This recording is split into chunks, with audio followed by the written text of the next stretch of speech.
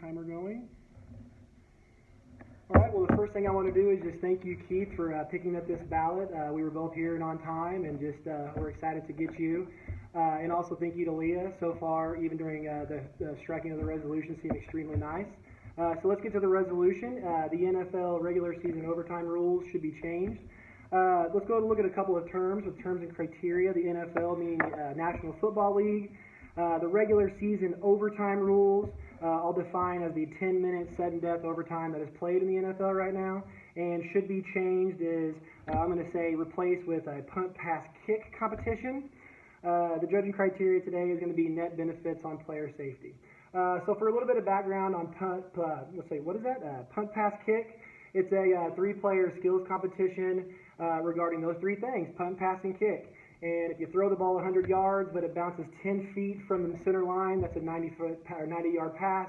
And when you combine those three things, whoever has the most yards wins the round. Now, this is a skills round, wins the game. Now, this is a skills competition, much like hockey, soccer, golf, but it doesn't seem to affect those sports at all, because after the time, it's like let's do something else. So, anyways, on contention one, overtime increases risk to player safety. The A point here is that current overtime rules is full contact, meaning we still get CTE, concussions, broken bones, you name it, turf toe, like what Joe Burrow has. The B point here is the evidence that the American Journal of Medicine in 2019 found that NFL injuries increased by 30% during OT periods. Now, I think this is just simple math. It's more time playing full contact football. That's more time you having to hit players and get in these little micro concussions, and it's more full contact football, which means there's going to be more injury. The C point here is that replacing overtime with a punt, pass, kick competition decreases risk to zero. It's a skills competition. Even the quarterback and the punter and the kicker, they don't exert too much energy during this, and they're doing what they're paid to do anyways. This impacts player safety and longevity versus the disadvantage of just 10 more minutes of football. Like, if you've watched a game of football, after 60 minutes, like, we're done here. We don't need 10 more minutes. That's just me. So let's go to contention two, which is going to be player fatigue. The main point A here is exactly that. Overtime is overtime. Players are forced to overexert, not to mention playing on Thursday night, not to mention travel on Thursday night. This leads to a high risk of overexertion, performance decline, and delayed recovery. Now, the B point here is a 2020 study in the Journal of Strength and Conditioning Research found that NFL athletes with less than 72 hours of recovery show significant reductions of reaction time, sprint speed, and accuracy, decreasing their overall energy. And if you know anything about football, you have got to be at 100%. The C point here is the affirmative plan reduces full contact play to zero, allows players to recover, and the benefits include player health, team competitiveness, and overall league quality. And so on that, it's just basically like teams don't even like doing this because it's 10 more minutes of full contact football after 60 minutes. Now, as a middle-aged man here, I will tell you that whenever I go play pickup basketball, the injuries that occur are at the end of the night, way past stretching and way past everyone's overexerting, and we say, let's just play one more game. I played one more game with a dude, and he hurt his ACL or something. I'm not going to use that as a piece of evidence, but it can happen. And it's at the end of an exertion is when these things happen, and it's exactly what overtime does. But when you replace this with punt, pass, kick, I mean, all those important players are heading to the locker room. Now, one last point is going to be the potential to affect overall change. And just real quickly here is that the NFL is the guiding light of football. And so if we see that this policy change increases player safety, we can see changes being significantly made in college football, in high school football, in junior high football, and the only football I played, Mighty Mite football, where we have no more overtime, no more overexertion. We take that out, we replace it with a skills competition like every other sport that has not seen a decrease in their entertainment value, and we increase player safety at the behest of 10 extra minutes of football. So for all these reasons and many more, I urge you to weigh your options and vote accordingly. All right, 2 minutes on the clock, and we all ready to begin? Okay, then let's start. Great speed for my one. Then I have a few questions for you. So the first one is get into this plan a bit more so we can have a better understanding of it. So it's a three-player skill competition. How are you going to select those three players? Oh, the coach does. Because do those players get paid more to be involved in that competition? They get played. They get paid a significant amount already, and they don't get paid for overtime. So, but will they get paid more to be in this competition? No. So they won't. Okay. And then for the setup, so you talk about this 10 minutes and how it's already long. How long is it going to take to set up these skill competitions from what we already see the field at? Not long at all. You start at the one end zone, and the whole field is already measured in yards, and so extra 2-3 minutes. Okay. And then going through, you talk about this decrease in risk to be 0 with this competition. Could I say roll an ankle, just like kicking the ball or something like that? It could be a freak accident, but it would not be nearly the amount of 10 extra minutes of football. Do you have any stats confirming that the plan you had here today is going to reach these benefits you talked about? Well, no, it's pretty much analytical, meaning like it's a punt, pass, kick competition where a punter punts it, a quarterback throws it, and the kicker kicks it. During an NFL game, they do those things and they don't get injured. So I will make an analytical argument that my plan reduces player risk to 0. And then going through, you talk about how this is going to cause change. Do you know why the NFL changed from the original rules it had in 2023 to 2025 when they changed it this year? Probably more for like competitive nature standpoints. Like there was a time where people thought just winning the coin toss was like winning the game. They're trying to get away from that, but they're doing it with more injuries. So. Awesome. That's all I have. Thank you. Okay. All right. 6 minutes on the clock. Are we all ready to start? Perfect. Then let's begin. First, I want to say thank you to my opponent. It's a lovely to chat with you before Keith got here, and it's been a great round so far. Thank you, Keith, for joining us. We always appreciate you. So I'm going to do these 6 minutes. I'm going to go through some of the top takes my opponent provided, and then I'm going to go through the negations case and then provide you a refutation for the affirmative case. So let's first go through the top case analysis. I agree with the definitions provided here today and with the Lane mechanism of the net benefits. Now, going through this plan, I really want to focus on this plan because obviously that's what we're talking about here today. So our opponent's plan is to have a 3-player skill competition, and the coaches are just going to select these people. Just, we don't even know how these players are going to be selected by the coach, and basically we need to make sure that we know how they're going to be selected because that's going to change how players are playing in the NFL.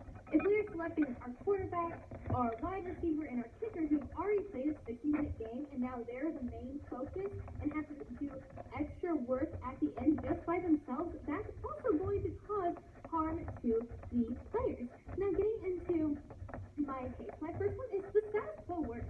What we've missed from the negation here today is why the status quo, or the affirmative, is why the status quo is not working. My subpoint A, we see it approves fairness. From ESPN, September 2025, both offenses will now have a chance to possess the ball. This is a significant advantage for the coin toss winning team under the old rules. So recently, Doug, I don't know if you know this, but 2025 they changed the overtime rules to allow for more fairness of both teams. My opponent already mentioned it to begin with. And that is something that we don't know if it will exist in the permanent world. Which getting into my subpoint B, increased competitiveness. What we're going to see is if you have to play to win, you're not going to play to lose. We see with this increased competitiveness that now they're playing that extra 10 minutes, and it's not just solely relying on 1 or 3 people per se, as my opponent is providing. We actually see the defense have to work towards getting the ball to the end zone, and we don't just see one team giving up at the end because of the old rule. It was like, well, whoever won the coin toss is pretty much going to win this game with a 60% win rate. Now we see it more evenly laid out with the ability for ties, which gives into my subpoint C. Ties allow for better rankings. With ties being able to exist, they create a better ranking instead of just wins and losses. We have seen just over this year that these ties have allowed people to compare the results easier and compare the teams instead of just, oh, they won, oh, they lost, or oh, they got lucky. That 10 minutes allows for more competitive play and better rankings in the long run. Then getting into my contention too, change is hard. My subpoint is more confusion. The reason the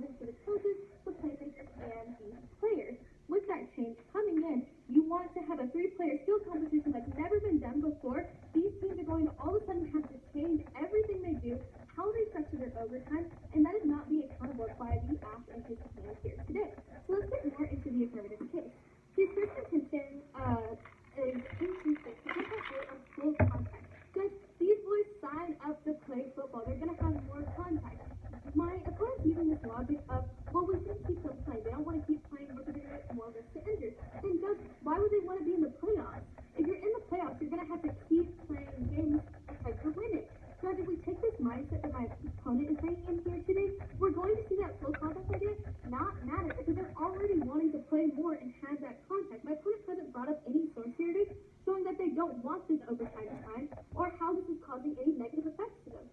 My opponent has brought in his supplementary the evidence of the 30% increase in OT. That is not the majority there.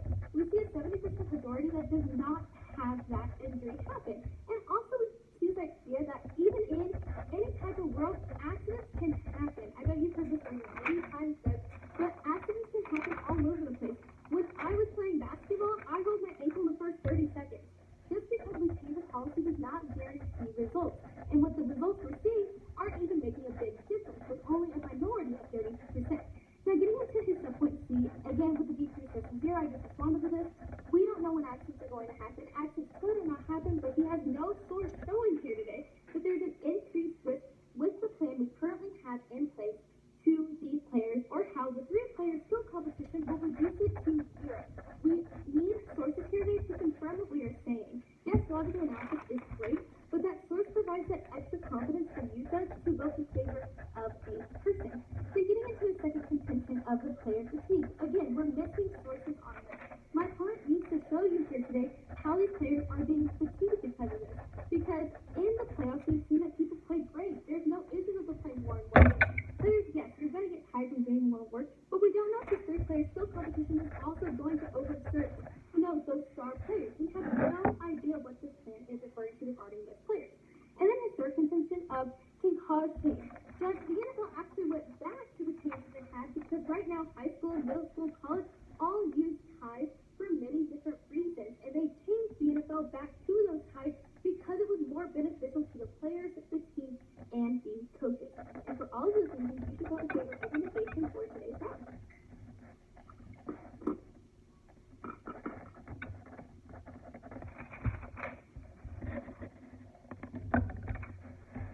Judge ready? Leah? On the second contention, you said I'm missing sources. Was the 2020 study in the Journal of Strength and Conditioning Research not good enough? I honestly, if you would like to read the source to me again, I can verify, but from just my notes and just jotting down and listening to you, it didn't give me enough to prove every subpoint you had. Oh, okay. And also the same with the contention 1, the American Journal of Medicine. That's with the 30% increase? well, yeah, with overtime only. Yes, it's the minority of that stat. And so when we're looking at net benefits, we like to look at the majority of what's going to actually happen to people. Are you saying minority by like 30%? Compared to a 70% majority, yes. I think you're misreading that contention, or that statistic. It's saying that player safety, the harm increases by 30% if there's overtime. It's a simple math thing. The more they play, the more injury there's going to be. Is that not so?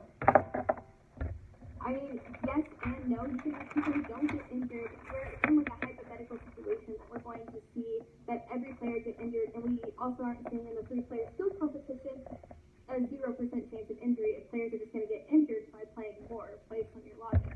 Would there be more players injured in the pump pass kick competition or 10 minutes of full contact football?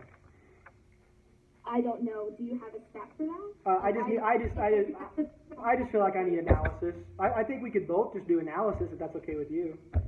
With the 3-player skill competition, is there more you can still get injured for it. I could see 11 players on the field still play great and not have injuries, and you could have in that same time that 3-player skill competition, everyone get injured. It's kind of a hypothetical that can or cannot happen. With one last question, did you have any evidence that punt pass kick simply will not work? No, I don't have any evidence for that.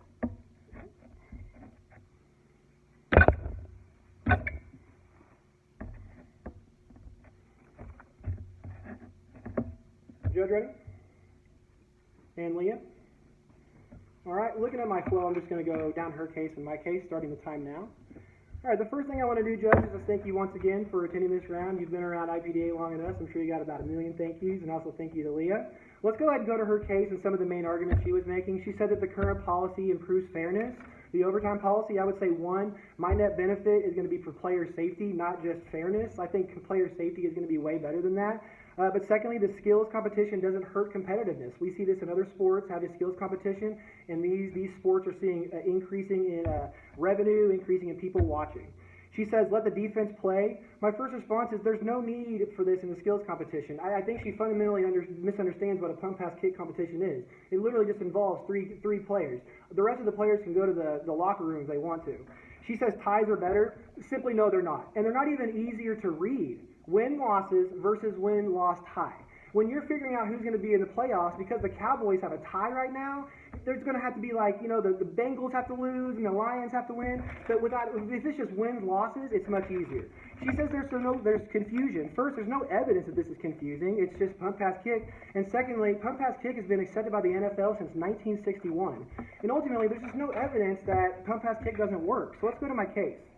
She asked how the players are chosen. This is very simple. The coach chooses the three players to punt, to pass, or to kick, and then that's how they're chosen. There are literally no other players. The other 53 people on the roster, they can go to the locker room. She says these players are signing up for football. My first response here is that they are done after 60 minutes. That's what they're signed up for. I would even argue that some of these players hate overtime because they don't get this evidence that I argue she doesn't hear from the American Journal of Medicine found that NFL injuries increased by 30% during OT periods. Keith, if you are one of these football players, you do not want to get injured during overtime. That's the reason why these players do not want that. Secondly, yes, like I'm saying, the injury hurts them. That's the reason why they don't want to play it. They're not scaredy cats. They're just trying to protect their bottom dollar, which is their legs, their feet, their arms, whatever. Third, this is not a player's option. This all comes from the collective bargaining agreement that I'm going to fiat. So the players have no real saying in this. It's going to be the collective bargaining agreement that the Players Association has in store. And I'm not even making like a fiat argument here. I'm just saying that the players have little to no voice, except for the players' union. And then number 4, I want you to pull across my evidence that she conveniently didn't hear. The American Journal of Medicine found that NFL injuries increased by 30% during OT periods. Let's go to player fatigue. She says freak accidents. This is very simple, Judge. It just simply doesn't outweigh the 10 extra minutes of full contact football that you could get with CTE, concussions, and broken bones. Secondly, she's ignoring my evidence from a 2020 study in the Journal of Strength and Conditioning Research found that NFL athletes with less than 72 hours of recovery show significant reductions of reaction time, sprint speed, and accuracy, and increasing energy. So, am I missing sources? Nope, I'm not. I have 2 pieces of evidence that say it increases risk of player safety, and it leads to player fatigue, and it will lead to change in other football sports.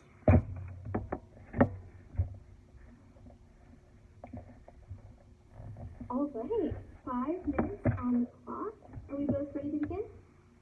Okay, then let's start. As is my last time speaking, thank you to my opponent. It's been great to meet you, and as you know, Keith, we love you. Great to have you here today, too.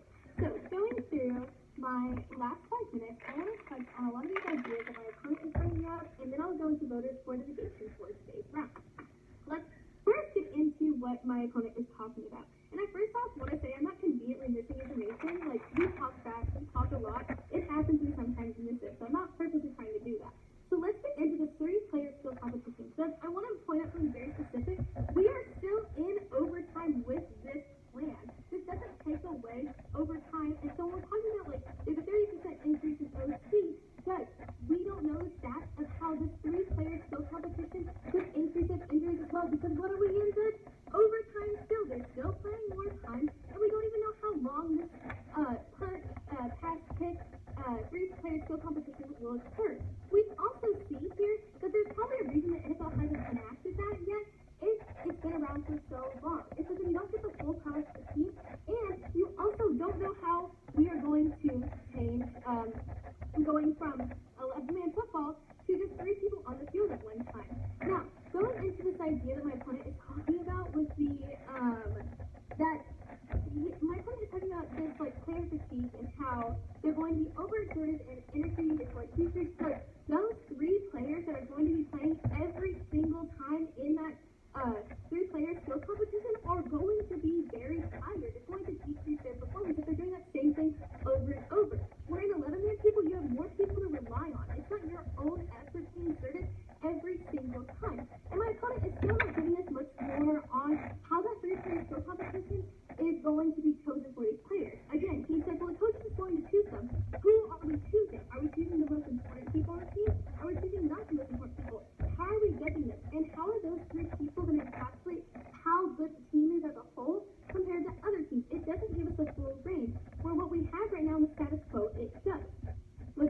my first voter. Status quo works. My opponent here hasn't reviewed the point that we improved fairness with the status quo, we've increased competition with the status quo, and the only thing here yesterday was it was not better for the rankings. And as I told you the other day, it is, because when you have those ties in place, you are able to rank them at different levels than with a win-loss ratio that we would have used to have. And even then, when we get into this has-kick competition, you're still not getting the full aspect of how well this team works together and performs together. Which gets into my second point, and voters, the plan does not solve the problem.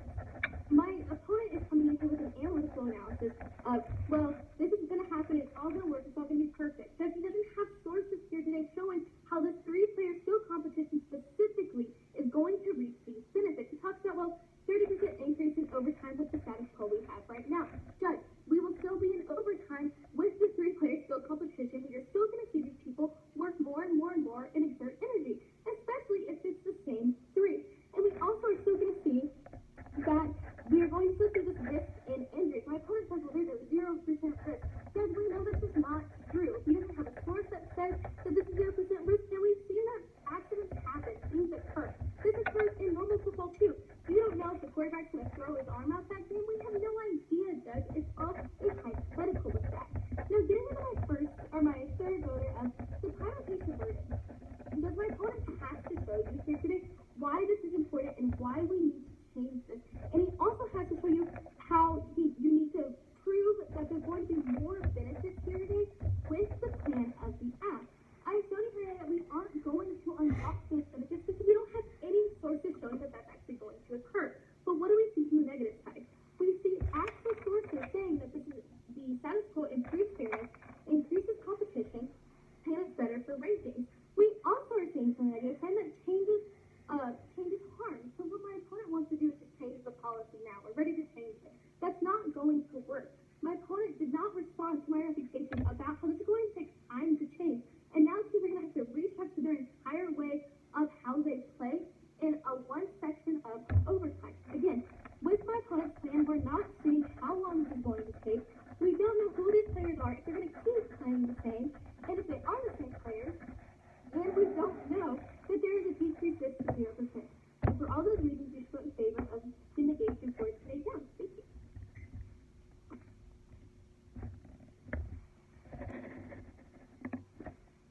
Judge, ready? Oh, okay. And negative. All right, with my last speech today, I just wanted to give a thank you to Keith and also thank you to Leah.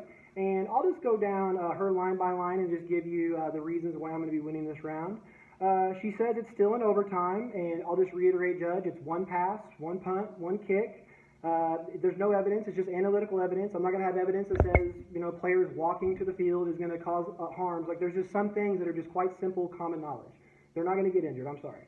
The NFL hasn't done it. My first argument, this is a new argument in the rebuttal, but secondly, there's no evidence that they aren't looking at it. They are continually looking at player safety. Players are wearing Guardian helmets right now. They're like these really large helmets for running backs. They're constantly changing. There's no evidence that says they aren't looking at this. 3 players are tired. OT doesn't happen very often, Judge. Like, it happens maybe once a year. These players are not going to be exhausted from one throw, one pass, and one kick. She wants to know how they're chosen. The coach chooses them. The coach is probably going to choose the quarterback and the 2 kickers to do the competition. She says it's an encapsulation. She's correct, but skills competitions are not that. That's what they do it in hockey. They do it in soccer. These are bigger sports. Soccer is the biggest sport in the world, and there's no problem with a kickoff the goal is being kicked at the end of the game.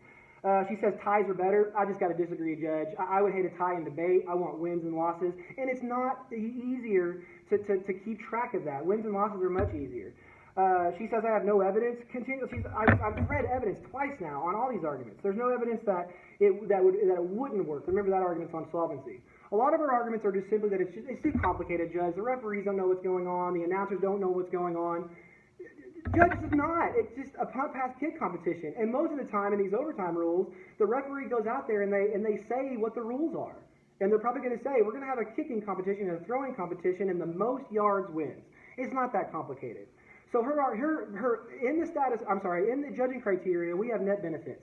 Her only net benefit is a fairness, and I'm sorry, Judge, but that is just not going to outweigh the evidence that I have on player safety, player fatigue from the American Journal of Medicine from 2019 that's being told that I don't have, and with the player fatigue from the study in the Journal of Strength and Conditioning Research versus no evidence from the negative, and my analytical argument of spilling over into other football and getting the benefits there. So you're weighing fairness, which is not going to be nearly as big as player safety, player fatigue, and spillover when we're looking at the net benefit of player safety. So, I mean, if she's agreeing with my judging criteria of net benefits on player safety, I'm not even sure how fairness even calculates into that. So for all these reasons, I urge you to weigh your options, look at your flow, vote for the affirmative, and vote for player safety and fatigue. Thank you. Thank you, guys. Have a good rest of your day. Thank you. Good luck. Thank you.